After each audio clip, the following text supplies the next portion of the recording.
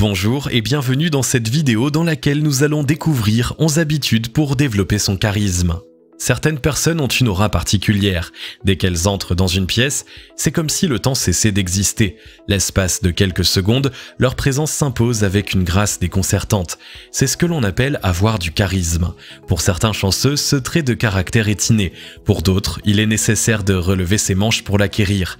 La bonne nouvelle, c'est que devenir charismatique ne requiert pas d'efforts titanesques. Tout ce que vous avez à faire, c'est adopter les 11 habitudes qui suivent dans cette vidéo. Mais juste avant de les découvrir, assurez-vous de vous abonner à la chaîne et n'oubliez pas de demander à recevoir votre accès à la méthode ultime pour radicalement transformer votre vie et prendre un nouveau départ en cliquant sur le lien dans la description située sous la vidéo. Numéro 1. Avoir une voix parfaitement audible. Quand vous marmonnez dans votre gorge, vous envoyez un message au reste du monde. Je suis faible, je n'ai pas confiance en moi, je doute de mes propres capacités. Est-ce réellement un propos que l'on peut qualifier de séduisant ? Personne n'aime les faibles. La nature humaine est faite de telle sorte que l'apathie attire le mépris. Et au cas où vous poseriez la question, une mauvaise intonation vocale est associée à une faiblesse de l'esprit.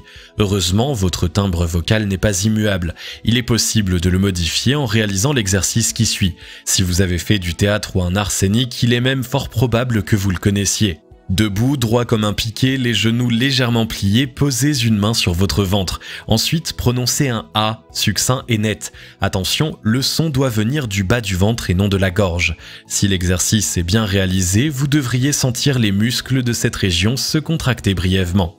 Numéro 2. Ajuster son timbre vocal aux situations. Avec le stress ou les émotions, il est normal que la voix fluctue. Ainsi, certaines personnes tendent à parler de façon aiguë quand elles sont stressées. Sans qu'elles ne s'en rendent compte, elles sont en passe de devenir des sopranos. Pour d'autres, c'est l'inverse. Au fur et à mesure que la pression se fait ressentir, leur voix revêt des notes graves qu'elles ne connaissaient pas.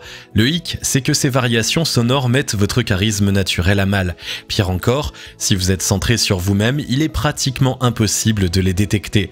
C'est pourquoi, lors des conversations, il est vital de prêter attention au langage corporel de l'autre.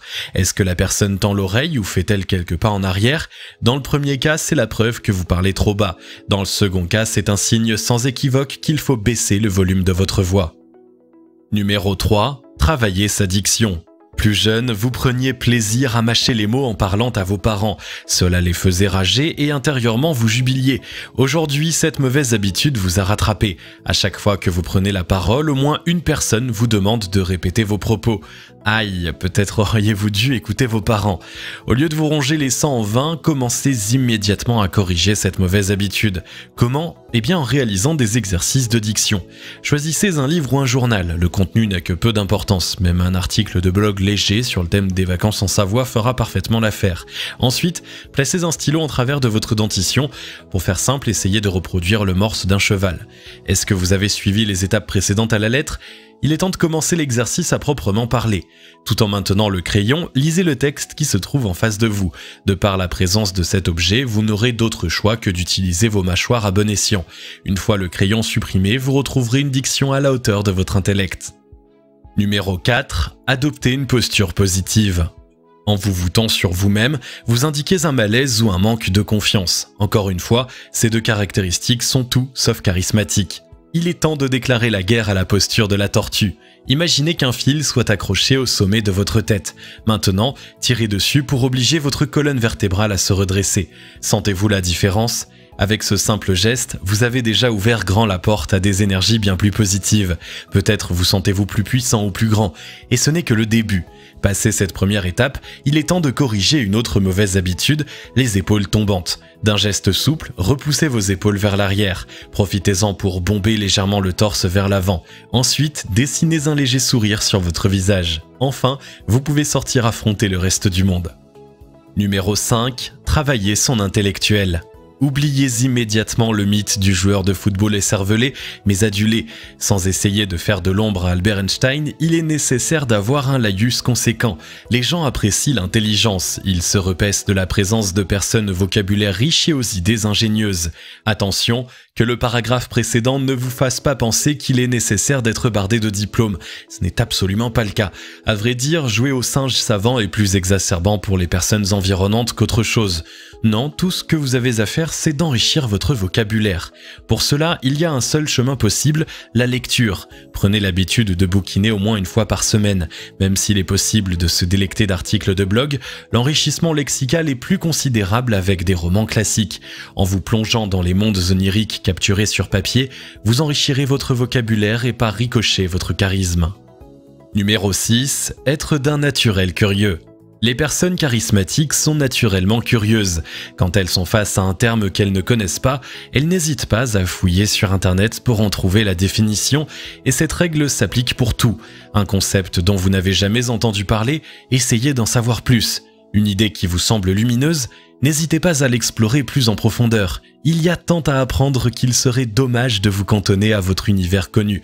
Non seulement ça vous priverait de nombreuses opportunités, mais en plus c'est un tueur silencieux du charisme.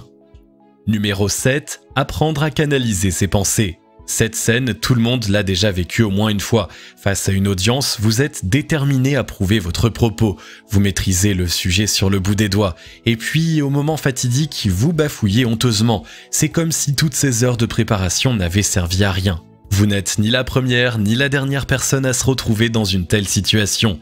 Perdre le fil de ses pensées est un acte parfaitement naturel. Malheureusement, sur le plan du charisme, c'est tout sauf un avantage. Pour remédier définitivement à ce mal, il suffit d'écrire vos pensées sur un papier. Si par exemple vous avez un entretien, prenez le temps d'écrire vos réponses sur une feuille. L'objectif n'est pas de mémoriser les mots avant de les réciter, c'est juste de forcer votre esprit à structurer le cours de ses pensées. C'est un exercice simple, facile à réaliser, mais qui porte rapidement ses fruits. Ça fait qu'à essayer pour voir. Numéro 8. Oser remettre en question ses croyances. On a toujours fait comme ça. À elle seule, cette phrase sonne le glas de toute forme de charisme. Peu importe à quel point votre apparence externe est soignée, ces quelques mots suffisent à vous mettre hors course. À votre avis, quelle est la raison de ce coup mortel ? Prenez le temps d'y réfléchir, ou plutôt essayez d'imaginer une personne charismatique en pleine discussion avec des proches. Que remarquez-vous ? Ouvrez les yeux, regardez bien. Si vous êtes vif, vous avez sans doute constaté que les personnes qui dégagent un charisme fou s'entourent toujours de personnes hétéroclites, en foi de quoi il est impossible de rayonner avec un esprit étroit. Pour développer votre charisme, de temps en temps, remettez en question vos croyances. Dans un endroit calme, écrivez vos pensées sur un papier. De la façon la plus pragmatique possible, essayez d'expliquer en quoi cette croyance est véridique. Quelles sont les preuves tangibles qui sustentent ce raisonnement ? Ne vous arrêtez pas en si bon chemin. Autant il est facile de se convaincre qu'une opinion que l'on approuve est véridique, autant il est nécessaire d'en chercher les limites.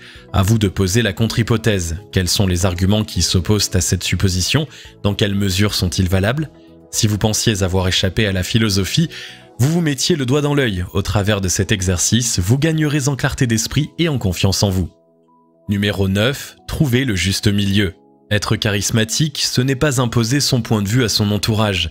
En parallèle, ce n'est pas être d'une nature trop conciliante. Pour éblouir les autres de votre aura, vous devez absolument trouver le juste milieu entre conviction et souplesse. Prenons un exemple concret. Peu importe votre âge, vous avez sans doute déjà croisé une personne qui parlait fort et tentait absolument de vous imposer son point de vue.